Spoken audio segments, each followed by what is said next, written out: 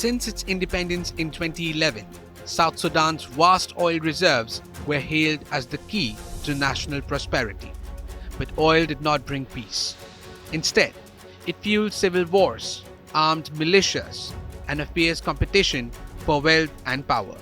Today, decades of violence and entrenched corruption have turned South Sudan's oil from a symbol of hope into a tragic curse.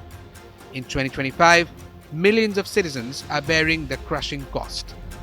This September, the UN Commission on Human Rights in South Sudan released a landmark investigation. The 101-page report describing systematic looting orchestrated by government elites and detailing staggering theft within the country's flagship infrastructure program, the Oil for Road scheme. And no name appears more often or more damningly than Vice President Benjamin Bolmel. His constellation of companies received as much as $2.2 billion between 2021 and 2024 for the Oil for Road scheme. Almost $1.7 billion dedicated to road construction was never accounted for or completed. The companies built less than $500 million worth of actual drivable roads, inflating contract values with exaggerated road lengths, overcharging, and skimping on the quality and lanes stipulated in contracts. But what did South Sudan get?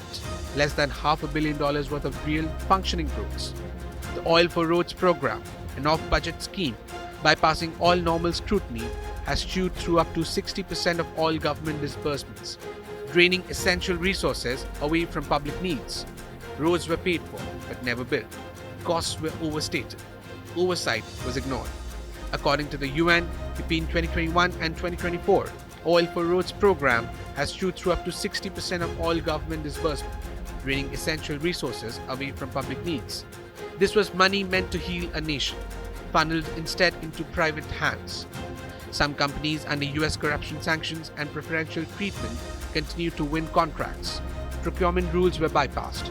Thousands of pages of framework manipulated to disguise theft. Payments made secretly, off budget, in oil barrels that never made it to the people. The scale is staggering and it is deliberate. But this is not only a financial scandal. Every stolen dollar is a stolen life. This corruption leaves real people starving, sick, and desperate. Of $23 billion earned from oil exports since independence, only crumbs reach service like food or healthcare. One recent budget gave more to the president's personal medical unit than to all public hospitals combined. Only 1% of federal spending went to fight hunger, while nearly every part of South Sudan faces extreme food insecurity. 3 out of 4 child deaths are from preventable causes, such as malnutrition and disease, while the government outsourced critical services to foreign donors. Yet, donor fatigue is rising and funds are drying up, leaving more than 12 million people facing starvation and disease. Doctors unpaid, clinics empty, schools abandoned. Over 12 million people now depend entirely on shrinking, exhausted foreign aid. Donor fatigue rises, supplies dwindle, the line between life and death becomes thinner, and government indifference becomes deadly. All the dark clouds of a perfect storm have descended upon the people of the world's newest country and one of the poorest. A security emergency with intensifying clashes, aerial bombing of civilians, including women and children, the presence of external forces, and an ever-growing regional dimension to the conflict. Political upheaval, culminating most recently with the arrest of First Vice President Riek Machar. The peace agreement is in shambles. A humanitarian nightmare, with about 3 out of 4 South Sudanese needing assistance, half the population severely food insecure, and cholera breaking out.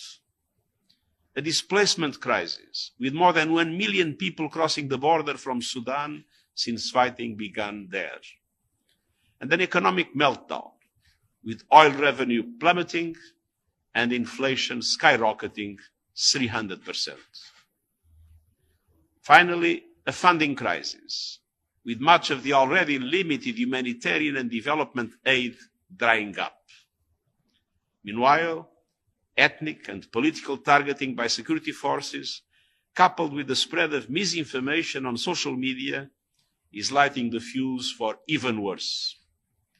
Let's not mince words. What we are seeing is darkly reminiscent of the 2013 and 2016 civil wars, which killed 400,000 people. Let's be clear, the Oil for Roads project could have been the foundation for South Sudan's recovery. Instead, it became the engine of plunder. Contracts were bloated, reporting were faked, and the value of work delivered was a fraction of what was paid. Roads that existed only on paper, bridges that led nowhere. And the powerful got richer, while communities got nothing but broken promises and abandoned dreams. Oversight was intentionally weak. Payments were off the books. The money trail disappears into a web of companies, all tracing back to the elite. This isn't an accident, it's a system, a legacy. South Sudan's politics were built on patronage, on loyalty, not service. Oil money turned a new state into battleground for enrichment, not development. As new oil revenue comes in, most are already spoken for, paying back oil loans or limiting pockets. Ordinary South Sudanese are left out of the bargain once again. The country's fate is at a tipping point. The United Nations is clear.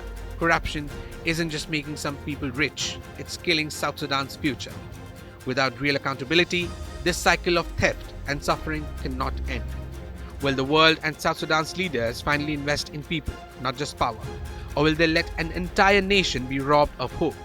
Corruption in the Oil for Roads scheme has become South Sudan's defining crisis. It's time for justice, for reform, for hope restored, before it's too late. With Devang Nadatta, Bureau Report, India Today Global.